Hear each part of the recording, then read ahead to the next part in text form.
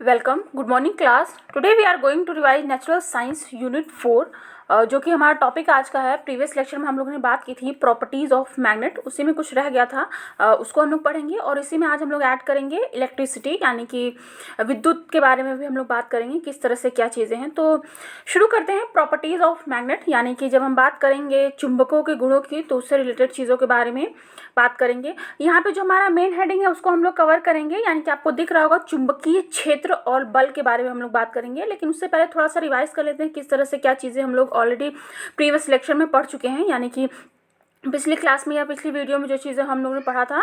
Properties of magnet की जब हम लोग बात करते हैं तो काफ़ी सारे पॉइंट्स हम लोगों ने डिस्कस किए थे कि किस तरह से क्या चीज़ें थी। या मैग्नेट की जब हम लोग बात कर रहे थे तो मैग्नेट जो है वो बहुत सारी प्रॉपर्टीज़ को शो करता है। तो वो कौन कौन सी चीज़ें हो जाती हैं, जैसे कि सबसे पहले अगर हम लोग बात करते हैं मैग्नेट्स की तो इसके हमेशा दो पोल्स होते हैं, यानी कि दो ध्रुव होते हैं। कौन कौन सी चीज़ें हो जाती हैं, एक तो आपका उत्तरी ध्रुव होगा, दूसरा दक्षिणी ध्रुव, यानी कि नॉर्थ और साउथ पोल, दो पोल होते हैं।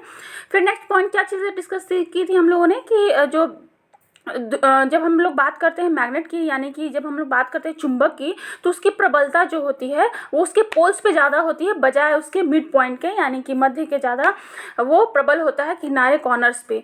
फिर हम लोगों ने और भी चीज़ें डिस्कस की थी, इससे रिलेटेड क्या क्या चीज़ें थी, यानी कि जब हम लोग अगर मैग्नेट की बात कर रहे थे तो एक इसकी और प्रॉपर्टी हो जाती है। वो क्या हो जाती है, जैसे कि अगर किसी भी मैग्नेट को हम अगर हैंग करेंगे या उसको हम लटकाएंगे तो वो हमेशा नॉर्थ और साउथ डायरेक्शन में ही स्थिर रहता है, यानी कि उसी डायरेक्शन में वो रुकेगा। तो ये एक बात हो जाती थी। इसी तरीके से कुछ और चीज़ें हो जाती हैं। नेक्स्ट पॉइंट इसमें जो आता है वो ये हो जाएगा कि जितने भी मैग्नेट्स होते हैं तो हमेशा जो अपोजिट पोल्स होंगे, अपोजिट यानी कि जो विपरीत ध्रुव होंगे वो आपस में क्या होंगे, आकर्षित होंगे, यानी कि अट्रैक्ट होंगे। और जो सेम नहीं होंगे, यानी कि जो कह सकते हैं किस तरीके से, यानी कि सेम नहीं होंगे। जैसे मान लीजिए नॉर्थ और साउथ है तो वो दोनों अट्रैक्ट होंगे और सेम हैं, यानी कि समान ध्रुव होंगे, यानी कि साउथ है या नॉर्थ है तो वो हमेशा रिपल होगा, एक दूसरे को प्रतिकर्षित करेंगे ना कि आकर्षित करेंगे। ठीक है, तो ये एक पॉइंट हो जाता है। तो इस तरीके से काफ़ी सारे पॉइंट्स को हम लोगों ने डिस्कस किया था, किस तरह से क्या चीज़ें हैं।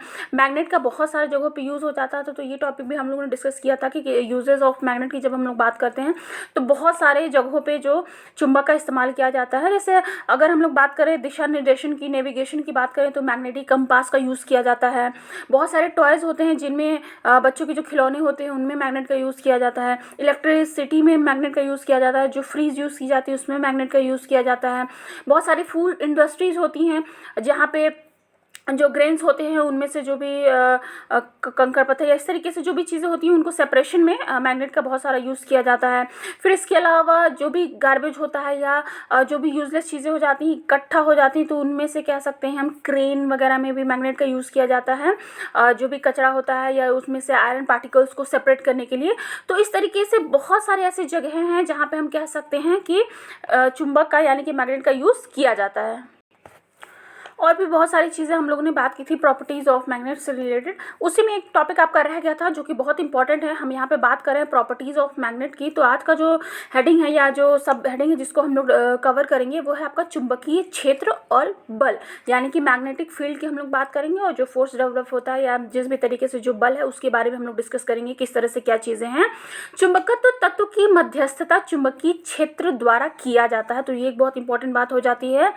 विद्युत धारा या चुंबकीय द्विध्रुव चुंबकीय क्षेत्र उत्पन्न करते हैं, तो इस तरीके से हम कह सकते हैं किस तरीके से चुंबकीय क्षेत्र उत्पन्न होता है। और बदले में वह क्षेत्र जो होगा, यानी कि जो वो फील्ड होगा, वो क्षेत्रों में रहने वाले अन्य कणों को चुंबकीय बल प्रदान करता है। तो इस तरीके से ये चीज़ें हम बता सकते हैं किस तरह से क्या चीज़ें गई हैं।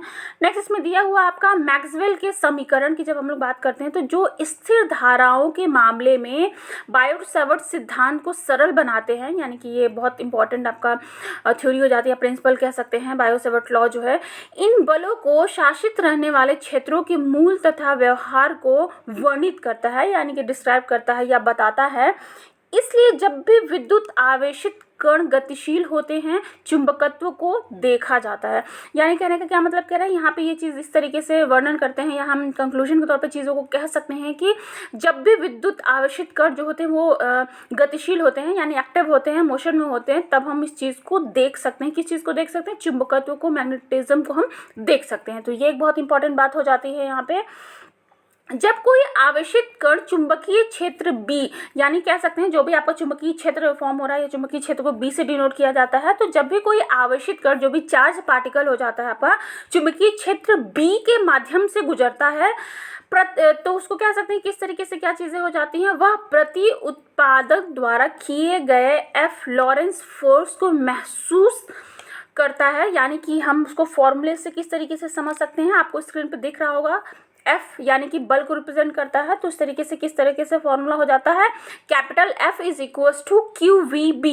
यहाँ पे Q जो हो F जो है वो आपका बल को रिप्रेजेंट करता है, ठीक है, यानी कि लॉरेंस फोर्स हम कह सकते हैं इस तरीके से, इज इक्वल्स टू Q, यानी कि आपका क्या है, कण का विद्युत आवेश है Q। और जब हम V की बात करते हैं तो वो क्या चीज़ें हो जाती हैं, यहाँ पे कण का विद्युत वेक्टर वेग हो जाता है यहाँ पे, और B जो है आपका पता ही है कि ये आपका चुंबकीय क्षेत्र है। तो इस तरीके से ये फॉर्मूला हम देख सकते हैं, कैपिटल F जो कि बल को रिप्रेजेंट कर रहा है इज इक्वल्स टू QVB। तो आपको स्क्रीन पे दिख रहा होगा, पूरी चीज़ें बताई जा चुकी हैं ऑलरेडी। Q की क्या रिप्रेजेंट करता है, आवेश को यानी कि चार्ज को, V जो है वो उसके वेलोसिटी यानी कि वेग को डिस्क्राइब करता है। तो इस तरीके से ये कुछ चीज़ें हो जाती है। नेक्स्ट इसमें चीज़ों को देखेंगे किस तरह से क्या चीज़ें हैं। प्राकृतिक रूप से जब दो तत्वों का अत्यधिक, मतलब कह सकते हैं कि नेचुरली जब दो सब्सटेंसेस को एक पास लाया जाता है अथवा उन्हें आपस में रगड़ा जाता है, तो उनमें दूसरे तत्वों को आकर्षित करने की स्थिति हो जाती है। यानी कहने का क्या मतलब है कि प्रकृति या नेचर में भी जब हम लोग बात करते हैं, दो चीज़ों को पास लाया जाता है और अगर हम उसको आपस में रगड़ते हैं या इस तरीके से कोई सिचुएशन डेवलप होती है, तो क्या होता है, उनके अंदर आवेश यानी कि चार्ज डेवलप होते हैं और उस तरीके से क्या होता है, उसके अंदर ऐसी कैपेसिटी आ जाती है दूसरी चीज़ों को आकर्षित करने का। वही चीज़ यहाँ पे कह रहे हैं, एक बार फिर से रिपीट कर दे रहे हैं, प्राकृतिक रूप से जब दो तत्वों का अत्यधिक समीप लाया जाता है अथवा उन्हें आपस में रगड़ा जाता है, यानी ये समीप लाया जाता है या फिर उनको आपस में रब किया जाएगा, रगड़ा जाएगा, तो उसमें दूसरे तत्वों को आकर्षित करने की स्थिति आ जाती है, यानी ऐसी सिचुएशन आ जाती है या ऐसा गुण आ जाता है या प्रॉपर्टी हम कह सकते हैं। यही स्थिति विद्युत आवेश कहलाती है और यही जो सिचुएशन होगी या यही जो प्रॉपर्टी हो जाती है वो क्या कहलाता है, विद्युत आवेश यानी कि इलेक्ट्रिक चार्ज कहलाता है। तो ये एक बहुत इंपॉर्टेंट बात हो जाती है। यहाँ पे दो चीज़ें बहुत इंपॉर्टेंट, या तो उनको पास लाया जाता है अथवा या रगड़ा जाएगा या रब किया जाता है, तब उसमें चार्जेस डेवलप होने लगते हैं। यानी किस तरीके से हम देख सकते हैं कि चीज़ों को उनमें इस तरीके से प्रॉपर्टी आ जाती है कि दूसरी चीज़ों को अट्रैक्ट करने लगते हैं। तो इस तरह से यहाँ पे बात कर लेते हैं विद्युत आवेश की, तो ये विद्युत आवेश हो जाता है यानी कि कहलाता है। नेक्स्ट इसमें जो हमारा एक पॉइंट आता है, जिन पदार्थों से होकर आवेश प्रवाहित हो सकता है वे विद्युत चालक कहलाते हैं। यानी कि जब भी हम लोग बात करते हैं इलेक्ट्रिसिटी की या मैग्नेटिक फील्ड की बात करते हैं, तो ये बहुत इंपॉर्टेंट चीज़ हो जाती है। इवन सबसे इंपॉर्टेंट चीज़ यहाँ पे क्या हो जाती है कि जब भी हम बात करते हैं चार्जेस की यानी कि आवेश की बात करते हैं, तो दो टर्म्स बहुत इंपॉर्टेंट हो जाते हैं। पहले भी हम लोग पढ़ चुके हैं, चूँकि यहाँ पे चीज़ें आई हैं तो फिर से उस चीज़ को दोहराएंगे। एक पहला आता है आपका चालक यानी कि कंडक्टर जिसको कहा जाता है, दूसरा होता है इंसुलेटर यानी कि जिसको कुचालक कहा जाता है। तो सिंपल सी चीज़ है कि वो सारे सब्सटेंस है जिसमें से आवेश इधर उधर जा सकता है, जिसमें आवेश का स्थानांतरण यानी कि चार्जेस जा सकते हैं या इलेक्ट्रिसिटी पास हो सकती है, वो सारी चीज़ें क्या कहलाती हैं, चालक यानी कि गुड कंडक्टर कहलाते हैं। यानी कि कंडक्टर वो हो जाते हैं। और इनमें कौन कौन से एग्जाम्पल के तौर पे चीज़ें आ जाती हैं, जितने भी मेटल्स हो जाते हैं वो सारे इनके एग्जाम्पल हो जाते हैं यानी कि कंडक्टर्स के।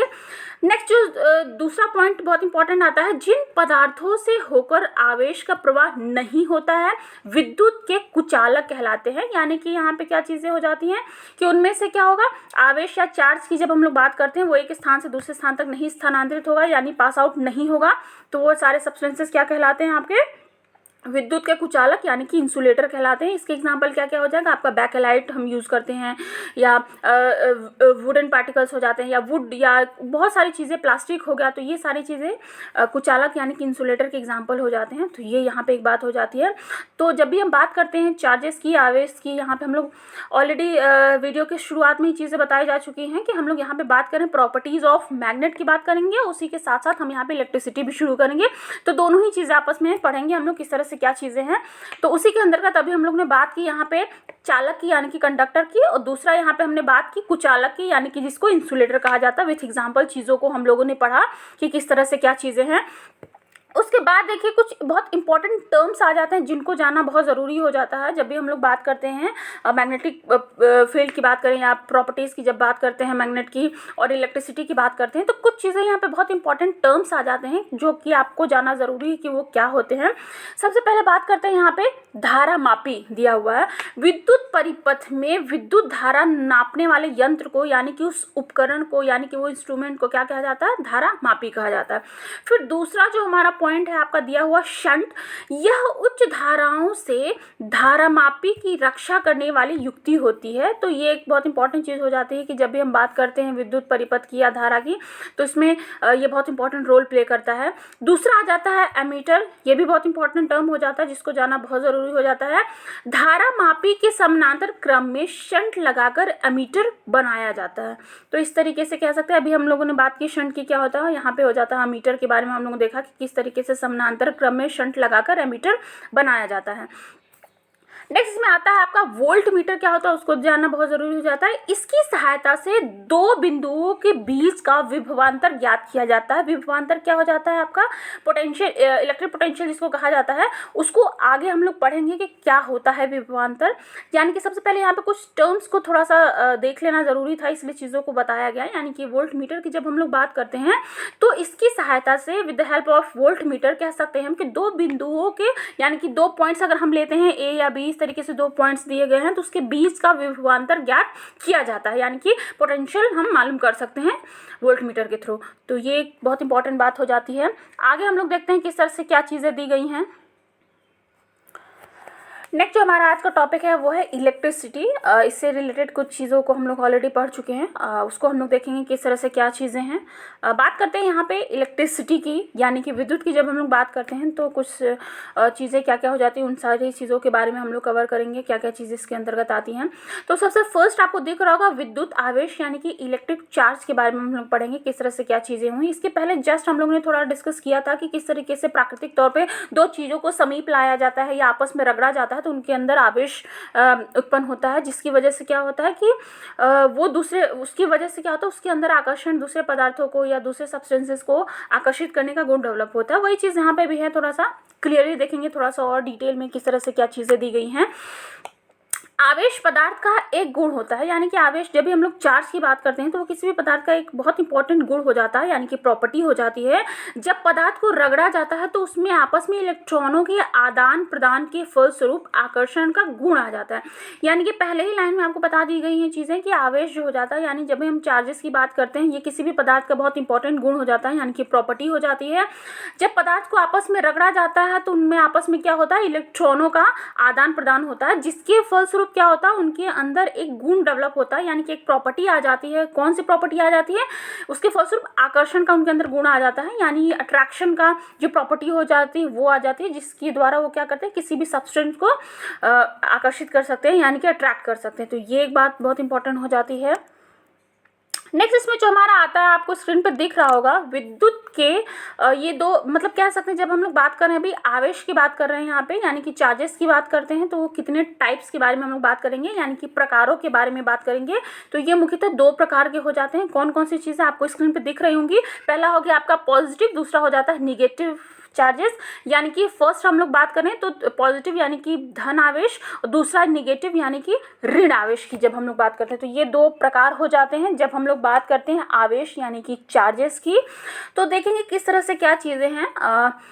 पहले बात करते हैं यहाँ पे दोनों में क्या डिफरेंस हो जाता है, या डिफरेंस तो होगा ही दोनों में ही। साथ में चीज़ों को देख लेते हैं किस तरह से क्या धन आवेश है, यानी कि क्या पॉजिटिव चार्जेस होते हैं, और किस तरीके से निगेटिव चार्जेस को हम डिफाइन कर सकते हैं। सबसे पहले बात करते हैं यहाँ पे पॉजिटिव चार्ज की, यानी कि धन आवेश की जब हम लोग बात करते हैं तो देखेंगे किस तरह से क्या चीज़ें हैं। यानी कि यहाँ पे कांच की छड़ को, या कि इस तरीके से जब रेशम के धागे से रगड़ा जाता है तो इससे प्राप्त आवेश को धन आवेश कहा जाता है। तो ये एक एग्जांपल के तौर पे हम ले सकते हैं कि किस सिचुएशन में हमारा पॉजिटिव चार्ज डेवलप होता है। तो ये एक चीज़ हो जाती है कि जब कांच का जो छड़ होता है उसको रेशम के धागे से रगड़ा जाता है तो उसमें से जो आवेश उत्पन्न होगा वो धन आवेश होता है। दूसरा यहाँ पे दिया हुआ आपको स्क्रीन पर दिख रहा होगा है ऋण आवेश, यानी कि यहाँ पे दिया हुआ है आपको जिस तरीके से चीज़ें दी गई हैं कि रग्नोबाइट की छड़ को उसके उनके धागे से रगड़ा जाता है तो इस प्रकार के आवेश को ऋण आवेश कहा जाता है। तो इस तरीके से हम देख सकते हैं कि कहाँ पे पॉजिटिव और किस तरीके से नेगेटिव चार्जेस की बात होती है यहाँ पे। तो यहाँ पे दिया हुआ है दोनों में क्या फ़र्क है। जब कांच की छड़ को रेशम से रगड़ा जाता है तो यहाँ पे पॉजिटिव होगा। यहाँ पे क्या हो जाता है, जब हम बात करते हैं निगेटिव की, तो रग्नोनाइट की छड़ पर जब उन इस तरीके से रब किया जाएगा तो इस तरीके से वहाँ पे निगेटिव चार्ज डेवलप होगा। तो ये एक बहुत इंपॉर्टेंट बात हो जाती है। इसके पहले हम लोग ने दो टर्म बहुत इंपॉर्टेंट पढ़े थे जब भी हम लोग बात कर रहे थे चार्जेस की। तो कुछ सुचालक और कुचालक यानी कि कंडक्टर और इंसुलेटर की दोनों की हम लोगों ने बात की थी। उसी से रिलेटेड एक और टर्म आता है हमारा अर्धचालक, यानी कि कुछ ऐसे भी पदार्थ होते हैं। पहले तो हम लोगों ने बात की कि जो पास आउट होने देते हैं तो आपका कंडक्टर हो जाते हैं यानी कि सुचालक हो जाते हैं, जो आवेश को प्रवाहित होने देते हैं। दूसरा क्या था आपका कुचालक, यानी कि ये बिल्कुल प्रवाहित नहीं होने देते हैं, यानी कि इस तरीके से चीज़ें थी। उसी से उन दोनों के बीच की भी एक चीज़ आती है अर्धचालक, यानी कि कुछ पदार्थ ऐसे होते हैं जिनकी विद्युत चालकता सुचालकता एवं कुचालकता दोनों के बीच की होती है, उन्हें अर्धचालक कहा जाता है। यानी कह सकते हैं कि अर्धचालक नाम से ही आपको पता चल रहा होगा, इसमें कह रहे हैं कि इनकी विद्युत चालकता जो होती है वो सुचालक एवं कुचालक पदार्थों के बीच की होती है, उन्हें अर्धचालक कहा जाता है, यानी कि सेमीकंडक्टर कह सकते हैं हम। ठीक है, तो ये एक बहुत इंपॉर्टेंट बात हो जाती है। एक टर्म था तो उसको डिस्कस करना ज़रूरी था, इसलिए चीज़ों को बताया गया। नेक्स्ट जो आता है इसमें विद्युत विभव की बात करेंगे, यानी कि यहाँ पे किस तरीके से, यानी कि अगर हम लोग बात करें यहाँ पे विद्युत विभव यानी कि जिसको इलेक्ट्रिक पोटेंशियल कहा जाता है, वो क्या होता है उसको देखेंगे। परीक्षण धनावेश को अनंत से यानी कि इनफाइनाइट से विद्युत क्षेत्र के किसी बिंदु तक लाने में किए गए कार्य को इस बिंदु का विद्युत विभव कहते हैं। किस तरीके से समझ सकते हैं, यानी यहाँ पे क्या कह रहे हैं कि धनावेश को अनंत से यानी कि इनफाइनाइट से इस तरीके से विद्युत क्षेत्र के किसी एक बिंदु तक लाने में जो कार्य किया जाता है वही चीज़ यहाँ पे बता रहे हैं कि विद्युत विभव कहते हैं। अब इसको किस तरीके से हम समझ सकते हैं, फॉर्मूला आपका होता है विद्युत विभव यानी कि V से इसको जिसको रिप्रेजेंट किया जाता है capital V is equals to W/Q। आपको स्क्रीन पर कंप्लीटली दिख रही होंगी चीज़ें किस तरह से किस चीज़ को क्या रिप्रेजेंट करती हैं। V जो है वो विद्युत विभव को रिप्रेजेंट करता है यानी कि डिनोट करता है। W जो है वो कार्य को डिनोट करता है यानी कि कार्य हो जाएगा आपका, और Q जो है वो आपको पता है कि आवेश यानी कि चार्ज को शो करता है। तो इस तरीके से चीज़ें हो जाती हैं। जिसका मात्रक की जब हम लोग बात करते हैं तो इसका मात्रक हो जाता है आपका कूलाम। तो ये एक बात हो जाती है विद्युत विभव की। उसके बाद यहाँ पे एक बहुत इंपॉर्टेंट आपका आता है, इसके पहले भी हम लोगों ने डिस्कस किया था तो उसको देखेंगे। जब हम लोग बात कर रहे थे वोल्ट मीटर की दो बिंदुओं के बीच में किस तरीके से विभवांतर होता है उसको उसकी हेल्प से ज्ञात किया जा सकता है, तभी बताया गया था कि आगे हम लोग इस चीज़ को डिस्कस करेंगे कि विभवांतर क्या होता है यानी कि पोटेंशियल डिफरेंस क्या होता है, उसको हम लोग देखेंगे। विद्युत क्षेत्र में एकांक धनावेश को एक बिंदु से दूसरे बिंदु तक लाने में जितना कार्य करना पड़ता है, यानी हम कह सकते हैं कि विद्युत क्षेत्र में एकांक या यूनिट कह सकते हैं धनावेश को एक बिंदु से दूसरे बिंदु तक लाने में जितना कार्य करना पड़ता है उसे उन दोनों बिंदुओं के बीच का विभवांतर यानी कि इलेक्ट्रिक पोटेंशियल कह सकते हैं, हम पोटेंशियल डिफरेंस कह सकते हैं, सॉरी। तो वो चीज़ हो जाती है, वही चीज़ क्या कहलाती है आपका विभवांतर जिसको कहते हैं या विभवांतर कहलाता है। उस चीज़ को हम कैसे समझ सकते हैं, आपको दिख रहा होगा यहाँ पे फॉर्मूला किस तरीके से चीज़ें दी गई हैं। विभवांतर इज इक्वल्स टू यानी कि जब हम बात करते हैं पोटेंशियल डिफरेंस की तो वो किसके बराबर हो जाता है, आपको दिख रहा होगा ब्रैकेट में पूरा इस तरीके से चीज़ें दी गई हैं कि विभवांतर इज इक्वल्स टू परीक्षण आवेश को विद्युत क्षेत्र में एक बिंदु से दूसरे बिंदु तक ले जाने में किया गया कार्य यानी कि W इस तरीके से कह सकते हैं, अपॉन क्या चीज़ें दी गई हैं यानी बटे परीक्षण आवेश का परिमाण यानी कि मैग्नीट्यूड या इससे कह सकते हैं आवेश Q जो हो जाता है उसका। तो ये आपका फॉर्मूला हो जाता है विभवांतर की जब हम लोग बात करते हैं तो इस तरीके से। अब इसमें जो हमारा नेक्स्ट आता है विभवांतर को मापने के लिए वोल्ट मीटर का प्रयोग किया जाता है। इसके पहले भी हम लोग बात कर चुके थे जब कुछ इंपॉर्टेंट टर्म्स की बात हम लोग कर रहे थे, उसमें आया था आपका वोल्ट मीटर। इसका निर्माण वोल्टा नामक वैज्ञानिक ने किया था। तो ये बहुत ही इंपॉर्टेंट बात हो जाती है किस तरीके से क्या इसकी डिस्कवरी हुई या किसने की। नेक्स्ट इसमें आता है आपका जो बहुत इंपॉर्टेंट हेडिंग हो जाती है विद्युत धारा यानी कि इलेक्ट्रिक करंट की। जब हम लोग बात करते हैं तो क्या चीज़ें हो जाएंगी उसको देखेंगे। एकांक समय में चालक तार में प्रवाहित आवेश की मात्रा को विद्युत धारा कहते हैं। यानी कि जब हम बात करते हैं इलेक्ट्रिक करंट की तो वो क्या हो जाती है, या दूसरे शब्दों में इसको किस तरीके से कह सकते हैं हम, दूसरे शब्दों में आवेश प्रवाह की दर को विद्युत धारा कहते हैं। आवेश प्रवाह की जो दर होगी, जो रेट ऑफ फ्लो हो जाता है, वो चीज़ क्या कहलाता है आपका विद्युत धारा यानी कि इलेक्ट्रिक करंट कहलाता है।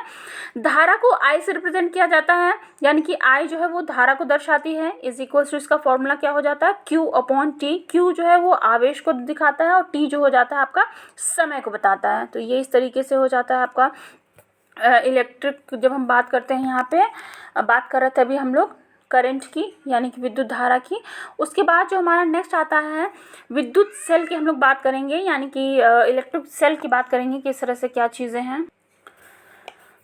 विद्युत सेल एक ऐसी युक्ति है यानी कि एक टेक्निक कह सकते हैं या इस तरह के का उपकरण है जो रासायनिक क्रियाओं द्वारा रासायनिक ऊर्जा को क्या करता है विद्युत ऊर्जा में परिवर्तित कर देता है। तो यहाँ पे हम कह सकते हैं ट्रांसफॉर्मेशन ऑफ एनर्जी का ये भी एग्जांपल हो जाता है, किस तरीके से ऊर्जा का स्थानांतरण होता है या ट्रांसफॉर्मेशन होता है, सॉरी। तो इस तरीके से हम कह सकते हैं विद्युत सेल में धातु की 2 छड़ें होती हैं जिन्हें इलेक्ट्रोड्स कहते हैं। इन छड़ों का विपरीत प्रकार के आवेश होते हैं। वह छड़ जो धनावेशित होते हैं उन्हें एनोड तथा ऋणावेशित छड़ को कैथोड कहा जाता है। तो यहाँ पे 2 चीज़ें एनोड और कैथोड बहुत इंपॉर्टेंट हो जाती है। एनोड जो हो जाते हैं वो पॉजिटिव होते हैं और निगेटिव जो होंगे वो कैथोड कहलाते हैं। ये छड़ें विभिन्न प्रकार के विलयनों में पड़ी रहती हैं। इन विलयनों को विद्युत अपघट्य कहा जाता है या कहते हैं। सेल 2 प्रकार के होते हैं, प्राथमिक और द्वितीय सेल, यानी कि प्राइमरी और सेकेंडरी सेल कह सकते हैं दोनों को हम। तो ये 2 प्रकार के होते हैं। नेक्स्ट इसमें हमारा बहुत इंपॉर्टेंट आता है हेडिंग जो है हमारी ओम्स का लॉ, यानी कि ओम का नियम की जब हम लोग बात करते हैं तो उसको देखेंगे किस तरह से क्या चीज़ें हैं। तो ओम का नियम की बात करते हैं हम लोग। स्थिर ताप पर किसी चालक में प्रवाहित होने वाली धारा चालक के सिरों के बीच विभवांतर के समानुपाती होती है। यानी जो चीज़ अभी हम लोग कह रहे हैं कि उसी चीज़ को किस तरीके से हम बता सकते हैं या किस तरीके से परिभाषित कर सकते हैं, ये तो ये आपकी परिभाषा हो ही जाती है। उसको किस तरीके से हम समझ सकते हैं कि स्थिर ताप पर कह सकते हैं किसी चालक में प्रवाहित होने वाली धारा चालक के सिरों के विभवांतर के समानुपाती होती है। यानी किस तरीके से चीज़ें हम बता सकते हैं, यदि चालक में I जो है वो एम्पियर की धारा प्रवाहित हो रही है, ठीक है, करने पर उसके सिरों के बीच V वोल्ट का विभवांतर उत्पन्न होगा। यानी कि किस तरीके से हम इसको रिप्रेजेंट कर सकते हैं, V is equals to RI। अब यहाँ पे I क्या कर रहा है, ये यहाँ पे आपकी धारा है, यानी कि एम्पियर में धारा को रिप्रेजेंट करता है। R जो हो जाता है आपका क्या करता है, V जो हो जाता है यहाँ पे आपका क्या होगा विभवांतर हो गया, I करंट हो गया, R जो होगा वो कांस्टेंट हो जाता है। यानी कि हम कह सकते हैं यहाँ पे दिया हुआ है यहाँ पे V इक्वल्स टू RI दिया हुआ है। फिर जब हम R को निकालेंगे तो V/I हो जाएगा इस तरीके से, जहाँ पे R जो है वो कांस्टेंट होता है यानी कि नियतांक है, जिसे चालक का प्रतिरोध यानी कि रेसिस्टेंस कहा जाता है। वो क्या होता है उसको हम लोग आगे भी देखेंगे, क्योंकि रेसिस्टेंस बहुत इंपॉर्टेंट टर्म हो जाता है जिसको जानना बहुत ज़रूरी है, तो उसको भी हम लोग देखेंगे। नेक्स्ट हम लोग बात करते हैं यहाँ पे प्रतिरोध यानी कि रेसिस्टेंस की, जो कि आपको स्क्रीन पे दिख रहा होगा किस तरह से चीज़ें दी गई हैं। यानी बात करेंगे यहाँ पे प्रतिरोध क्या होता है या उससे रिलेटेड और उससे जो भी इंपॉर्टेंट चीज़ें हो जाती हैं उसके बारे में बात करते हैं। यहाँ पे प्रतिरोध यानी कि रेसिस्टेंस की जब हम लोग बात करते हैं, किसी चालक का वह गुण है जो उसमें प्रवाहित धारा का विरोध करता है, प्रतिरोध यानी कि R कहलाता है। नाम से ही आपको पता चलता है कि प्रतिरोध यानी कि रेसिस्टेंस, किसी भी चीज़ को रेसिस्ट करना यानी कि रोकना, अवरोध उत्पन्न करना या जो भी क्रिया चल रही है उसमें अवधान उत्पन्न करना, तो ये आपका रेसिस्ट हो जाता है, यानी कि प्रतिरोध उत्पन्न करना चीज़ें हो जाती हैं। एक बार फिर से डेफिनेशन देख लेते हैं किस तरह से क्या चीज़ें गई कि किसी चालक का वह गुण होता है यानी कि वो प्रॉपर्टी होती है जो उसमें प्रवाहित होने वाले जो धारा होती है उसका विरोध करता है।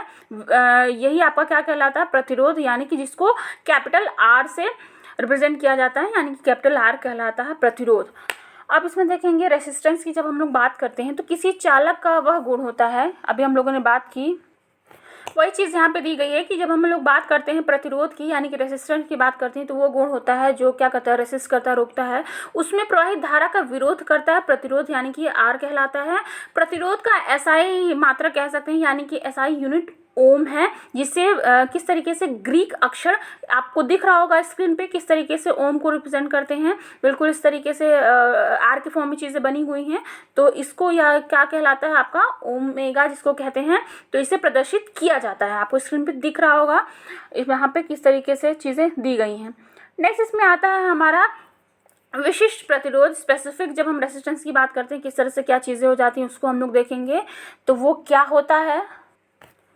तो बात करते हैं नेक्स्ट, किसी चालक का प्रतिरोध किसी चालक तार की लंबाई का समानुपाती तथा उसकी अनुप्रस्थ काट के कह सकते हैं क्षेत्रफल यानी एरिया के क्रमानुपाती होता है। यानी कि यहाँ पे आप देख रहे होंगे किस तरीके से आर दिया हुआ है, फॉर्मूला आपका इस तरीके से आर यहाँ पे आपको दिख रहा हो यूनिवर्सिटी प्रोपोर्शनल 1/a दिया हो, यानी कि एरिया दिया हो। इस तरीके से आर इज इक्वल्स टू रो यानी कि 1/a कह सकते हैं। यानी कि यहाँ पे इस तरीके से चीज़ें दी गई हैं, 1 या आई इस तरीके से कह सकते हैं। यहाँ आप देख सकते हैं रो एक नियतांक है यानी कि कांस्टेंट है, इसे ही विशिष्ट प्रतिरोध कहा जाता है, स्पेसिफिक रेजिस्टेंस कह सकते हैं इस तरीके से। नेक्स्ट इसमें हमारा आता है वो है आपका चालकता यानी कि कंडक्टिविटी की। जब हम बात करते हैं किस तरह से क्या चीज़ें हो जाती हैं उसको देखेंगे। किसी चालक के प्रतिरोध के व्युत्क्रम को चालक की चालकता कहते हैं, इसे जी से रिप्रेजेंट करते हैं या निरूपित करते हैं या डिनोट किया जाता है। किस तरह से क्या चीज़ें होंगी उसको हम देख सकते हैं। यदि चालक का प्रतिरोध आर है यानी कि आर कांस्टेंट हम लोग ऑलरेडी पढ़ चुके हैं, प्रतिरोध को आर से रिप्रेजेंट किया जाता है। तो यहाँ पे क्या चीज़ हो जाएगी, जी जो है आपका यहाँ पे दिया हुआ जी इसको 1/r इस तरीके से हो जाता है, आपका चालकता को रिप्रेजेंट करता है। चालकता का ऐसा ही मात्रक जो होता है वो हो जाएगा आपका ओम, यानी कि यहाँ पे दिख रहा होगा आपको स्क्रीन पे जिस तरीके से यहाँ पे दिया हुआ है, जिसे MO यानी कि MHO या कह सकते हैं। तो ये एक चीज़ हो जाती है जब भी हम लोग बात करते हैं कैपिटल जी यानी कि चालकता जो हो जाता है आपका। तो इस तरीके से आज हम लोगों ने बात की properties of magnet and electricity की। तो थैंक यू क्लास, बाकी का जो है हम लोग नेक्स्ट लेक्चर में कंटिन्यू करेंगे। Thank you.